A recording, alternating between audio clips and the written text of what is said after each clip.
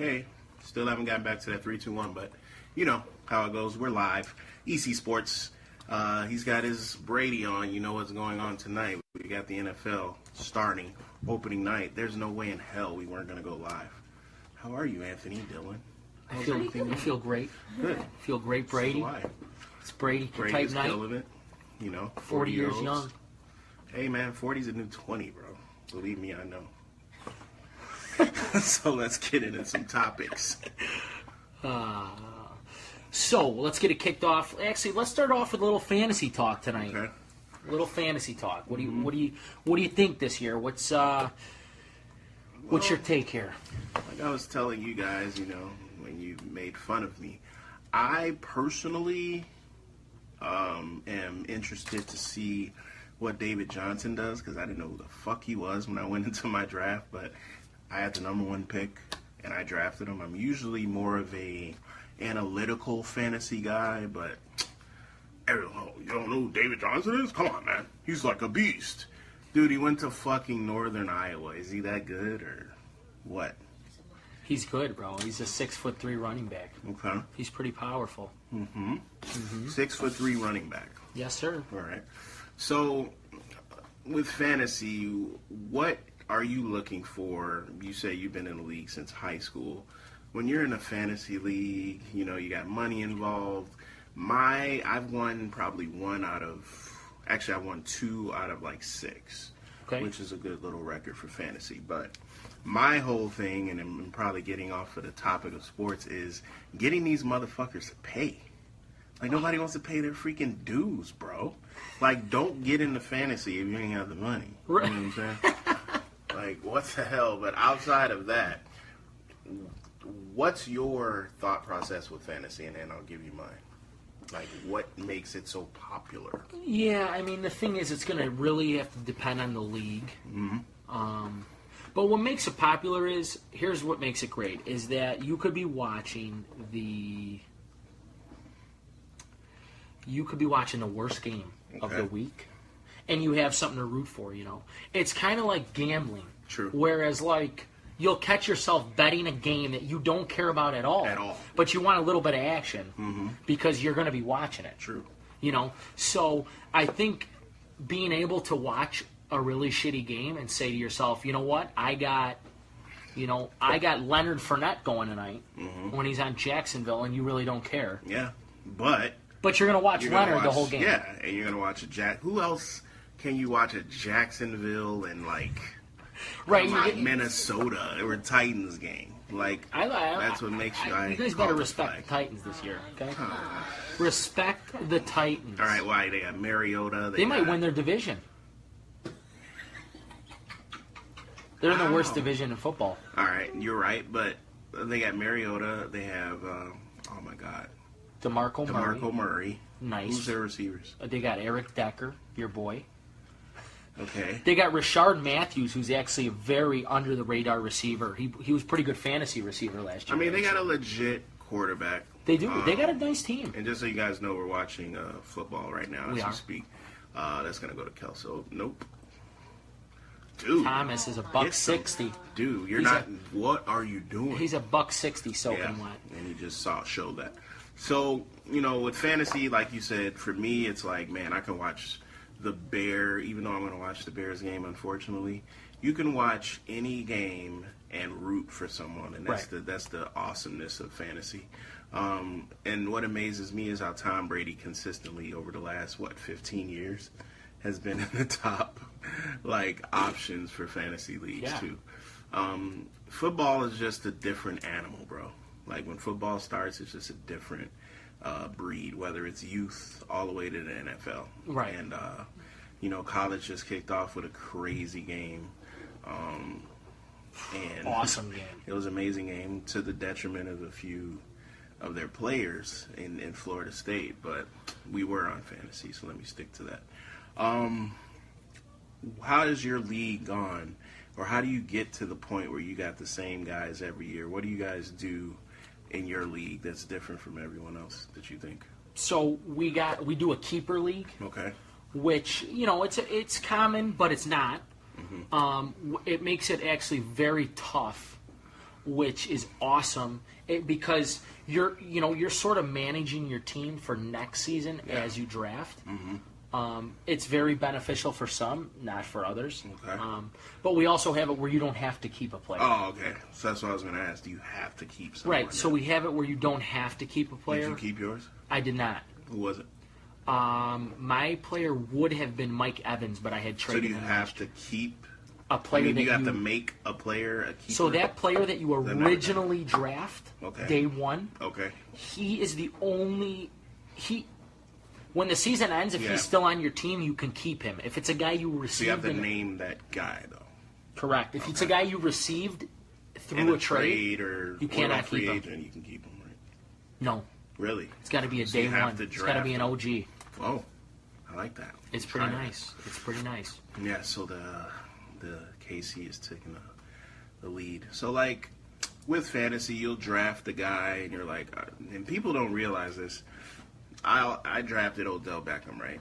There might be a time where Beckham doesn't get as many points as a guy like Thomas on New Orleans because if he's keyed by that quarterback, you have to look at every single player. Like even guys on the Bears, if a quarterback is in love with a player, that's what you have to look at when you're doing fantasy. That's why I did a fantasy. I did like I'm doing a regular league, and then I did like a 14 league with my son, so he can get a feel for how it is to see other games besides the terrible Bears. Maybe he can watch a Jay Cutler in action in Miami get demolished, or whatever you call it. But this guy actually drafted Jay Cutler on his freaking fantasy team. He's my backup Q. Come on. Very proud of it, by the way, ladies and gentlemen. You'll see. You'll see. Yeah. Says that guy. You'll see when he's playing in warm weather, slinging it. Yeah, so fantasy is it's like a guy's freaking, it's just like a fun time. It's a boys type deal. It's a boys type deal. The draft, everything is great. I've had guys go to like places I used to work. They go to the restaurants. They do their draft with the boards and make it a huge thing. And that's why fantasy is still huge and will always be huge until the next year when they think of something else. Yep. So we're actually on our 7th year this year. Okay. And we discussed it during the draft this year. Mm-hmm.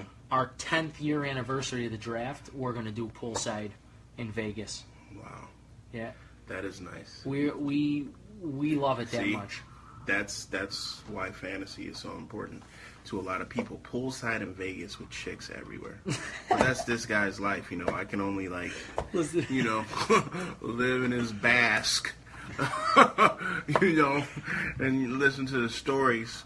I'm some old married guy, but I dated a while ago. So what do we got? Like, I want to throw this in. I might catch you off guard, but I saw this recently. We were just talking about it. So our last show, we were talking about Colin Kaepernick, right? Yep. I'm not really going to get into him more as this situation that came up with his girlfriend posting a meme, pretty much. Did you hear about this? Stephen A. was talking about it. He agreed with Ray Lewis. So basically, Ray Lewis said Baltimore was in the midst of going to sign him until his girlfriend posted a meme with Ray Lewis and the owner, Steve Bisciotti, hugging, and her saying pretty much that he was like, she had the Django Unchained picture of Leo and Samuel L. Jackson hugging, or him holding him, and both of them side by side, and she's saying, like, pretty much it's the same thing. So it was like a racial epithet, pretty much. And this is before they even said they weren't going to sign him, So apparently his girlfriend's like, I don't know what she is, Middle Eastern or something. I don't think that has anything to do with it, but she's obviously defending her boyfriend or fiance or whatever it is to the detriment of his career. What do you think about, say, you, when you become big and this, sportscaster, leave me in the dust, and you marry this chick and she does that to you? How would I react? Yeah, how would you react to your girlfriend? Because he had no idea about it. She posted this on her own volition. Did you guys see how he didn't respond to the sportscaster and leave me in the dust? Because that's what he's going to do. Go ahead. Not true. But back to the basics. The problem is that we've had this discussion before about athletes listening to their wives and girls about certain things that are just. This is the thing, though. Again, this guy place early in the relationship. Okay. Early in the relationship, it needs to take place, and it needs to be said, "Hey, this is my deal here. This is a business. I am an athlete. Unless you're gonna respectfully, in a classy way, support me, you can't." This girl's probably somewhere around 28 and older. Okay? Yeah. You cannot be posting memes. Was placed to paper. Ray Lewis was like, we were actually talking about it. And why does he have to come out and say this if that's not what it was? He's literally saying, when everybody's throwing him, calling him some type of Sambo or whatever, everybody's saying, listen, some people get to the ignorant part. I'm an African-American person. I'm not that fucking, what's that dude, Jason Witt? He's a fucking idiot. Whitlock? I'm not a fan of him. He had a freaking guy, a white dude with an afro in his freaking show thanking Colin for appearing. He's so ignorant. He had him on the show with a black glove, and he's like making a satire of the situation, which is still ignorant. First of all, Colin Kaepernick still has his freedom of speech right, period. But the only thing I don't like is when people say, oh, Ray Lewis is a fake and a Sam, and he's don't do it because he's not. Come on, man, you sound stupid. First of all, Ray Lewis is an intermediary between the Baltimore Ravens and Kaepernick. Absolutely. Just because he says that, he feels that Kaepernick's significant other shouldn't have posted that doesn't make him any different. That is an ignorant situation that she did. Why would you do that? I would talk to my wife in private about that. I know you think you're defending him, but you're defending him to the detriment of his career. Correct. But like you said last show, he, as well as I told you why anyone he's else, not on the team. he as well as anybody else is going to take over the entire team.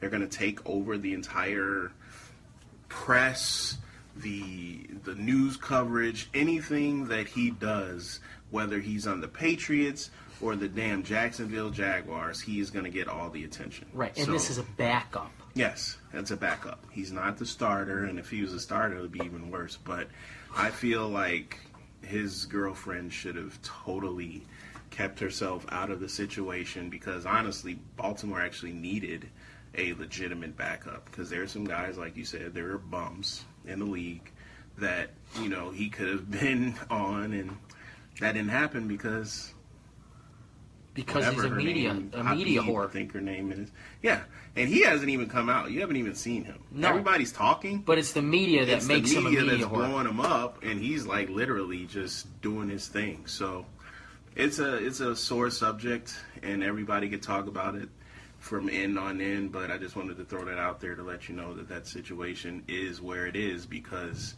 of the media. Right. I don't see Kaepernick saying, they're bogus and he's not saying anything. He's just, hey, man. I agree. I just want to play football. So, what we got next? Next. This could be a very, very controversial discussion based off who your favorite team of the rivalry is. Yeah. Yanks, Red Sox, we have a possible scan. I mean, it looks to be pretty legit. Yeah.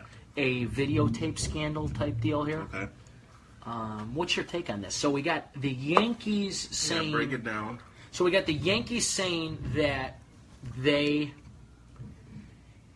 have footage of the Red Sox stealing signals. And then we have the Red Sox saying, okay, well, we have a video of you guys stealing signals.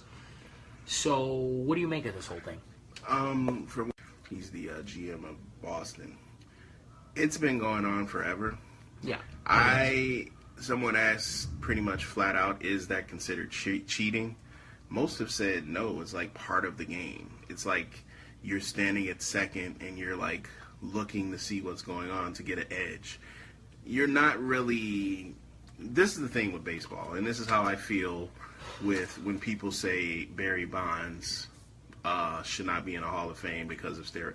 First of all, Barry Bonds could take all of the I could take all of the steroids I want, get Barry Bonds' size, but I will never have his hand-eye coordination or his presence, his fielding, anything, his speed on the field. That's the thing with baseball. So with stealing, you can steal all the signs you want if your ass can't freaking connect. I couldn't agree more. There's point, bro?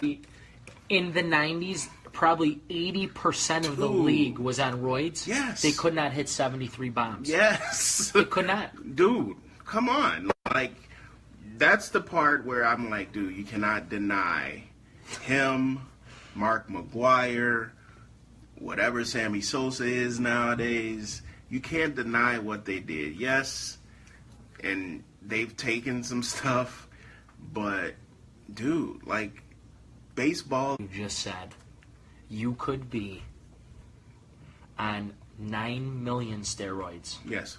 If you don't know how to turn on the ball and how to pick up a 100-mile-an-hour fastball or an 80-something-mile-an-hour curveball that's moving, you can't hit 73 home runs. You can't hit 10 of them. No. I don't care how many steroids you're on. Exactly. And we're talking about roids, but that goes all intertwined with people saying it's stealing signs, cheating. Because it's really the Yankees and the Red Sox, man. They're going to find anything possible to piss the other team off and, see what happens. But in my opinion, no, it's not cheating.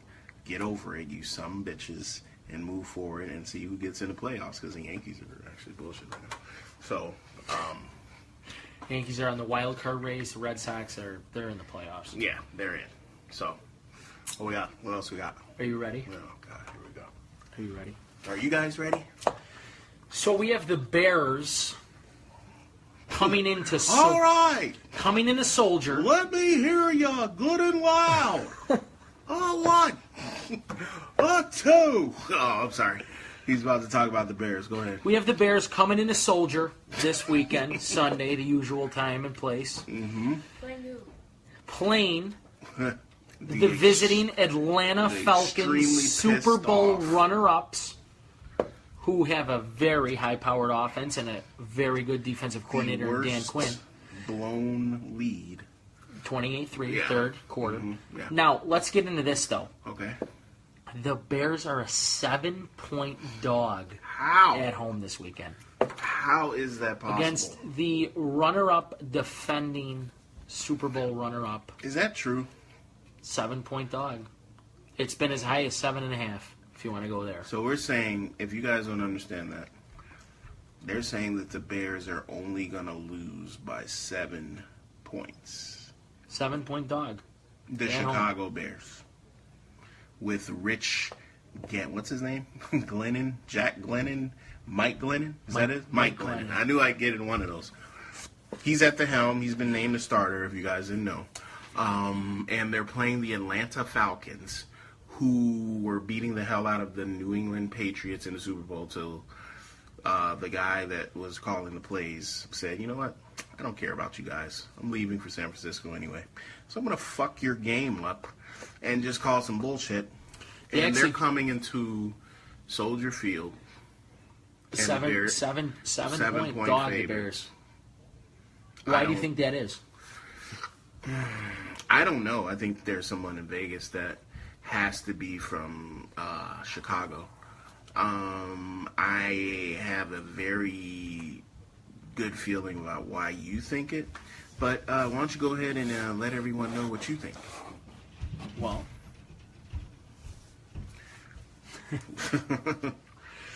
that is my high school offensive coordinator. Oh, really? Good coach. He asked Anthony what he knows about football, but Anthony's about to tell him. Tell him your what you know about football right Bears could have the best front seven in the league. So you're talking about on defense. Every NFL team. Yep. Their front seven is lower than the Bears. Their 3-4 Vic Fangio front seven could be the most talented, best front seven when healthy in the league. We have not seen them healthy yet, though. Okay. This will be the first year. Yeah, it's rookies. So you'll have Leonard Floyd off the edge, which had a good rookie season. Okay. Our producer isn't doing his job today. You'll have Danny Trevathan, who was in the Super Bowl for Denver. His ACL last year? Yeah, so he'll be back. You will have Pernell McPhee, who's one of the best edge rushers in the game. Yeah, when he's healthy. Correct. Then you will have Jarrell Freeman, who's had 100 tackle season, 5 years running. Okay. That's 4 right there. All right. Then you'll have Eddie Goldman.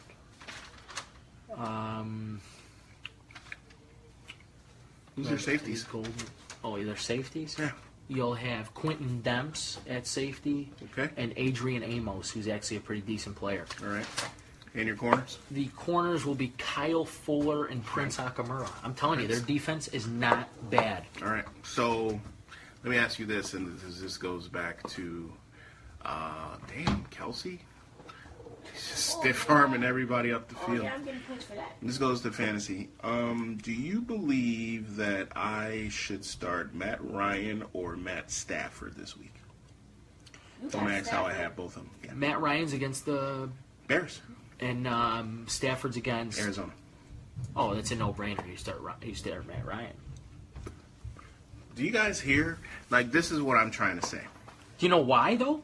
Why? Because you got the greatest front seven in the league. But the Cardinals' secondary is better than the Bears. Okay. So as far as secondary, okay. If you were asking me a running back question, I'd probably tell you to start the running back against the Cardinals. All right, you got me. So that's a no-brainer. Matt Ryan against the best front seven in the NFL. Correct.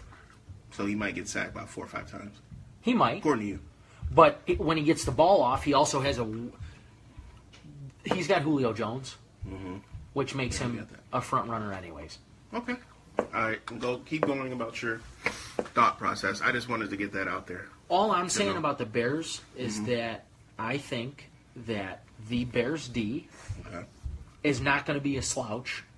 Their offense isn't going to help the cause, obviously. So but how are they only a 7 dog then, if their offense isn't really going to do anything? Like I said, because their defense. Okay.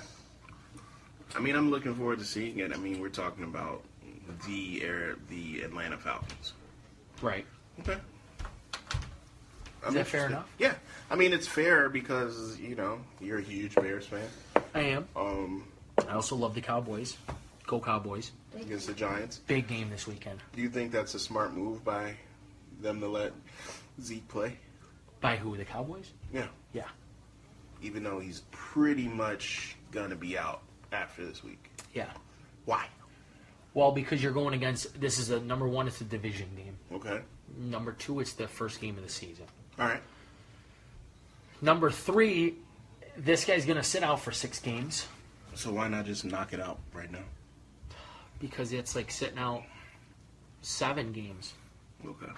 When you don't have to. All right. Because you got to beat this division. You got to win this division game. True. Right or wrong. You're right. You win.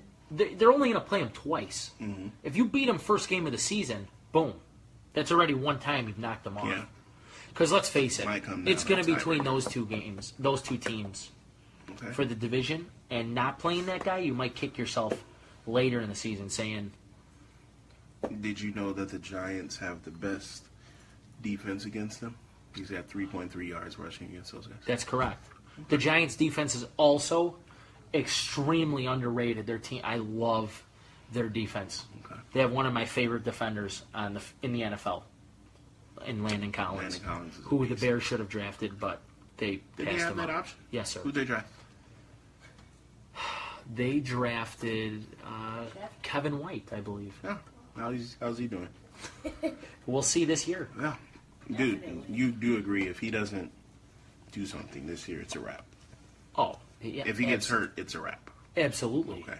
Absolutely. I He's see like the Bears. he's like D Rose without ever being good. He's like D Rose. After D Rose got hurt, like hurt, and then just give up on the whole deal. You know what I mean? A little knife jab at the D. No, because D Rose was actually a proven great player. He was. But then he got hurt part. Right. Just hurt. Well, that's what Kevin White did, except he was never good. He just got hurt, and then subbed. Yeah. So I get you. All right. Well, that's that. I'm looking forward to the NFL season. We'll obviously have a lot to talk about moving forward. And that's going to conclude this episode 19 of ECSports.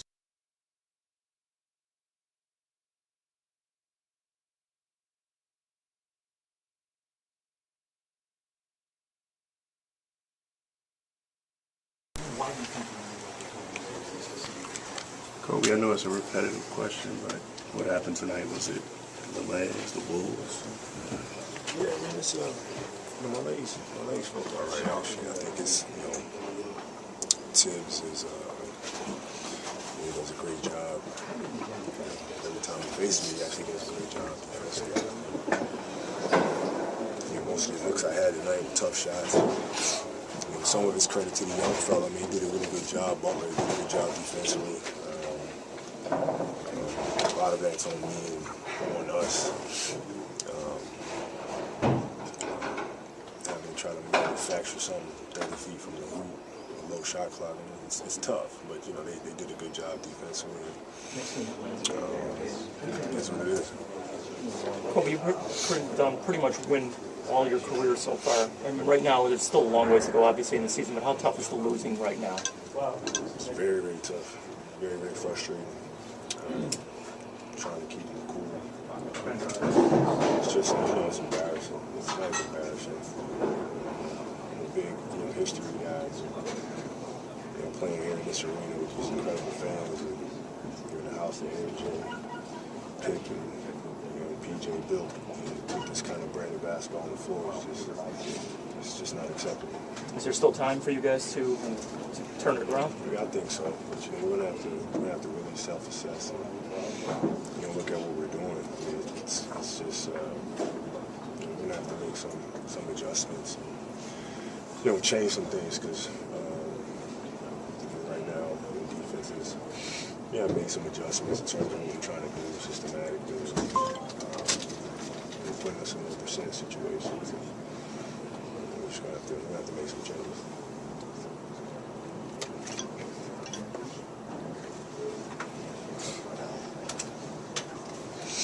What kind of changes can you still make? I don't know. We have to look at some things and we have to change some.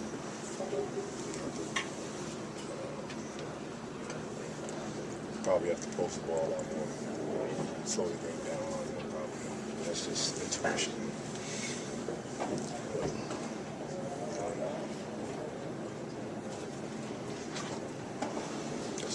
That's my gut right now. I got to take it from the guys. We're going to have to definitely change something. Have you ever felt like that in your career? Yeah, I mean, I remember being frustrated before.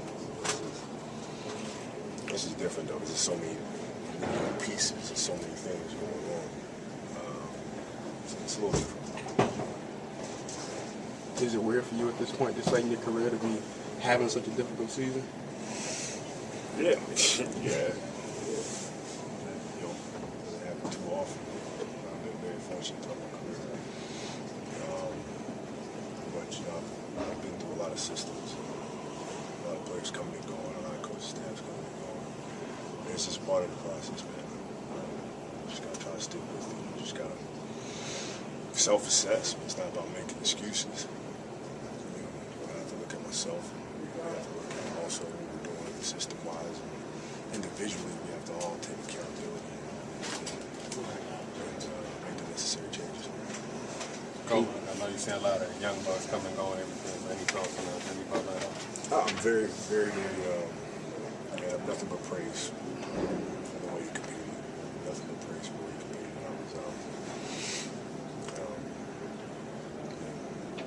Proud of how he played defensively, stuck to his Spurs, and at the same time, nothing but praise for him.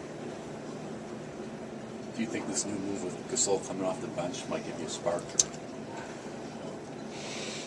Yeah, I mean, he played better than he's played in the starting lineup because he's doing posts more freely and has more command of the paint.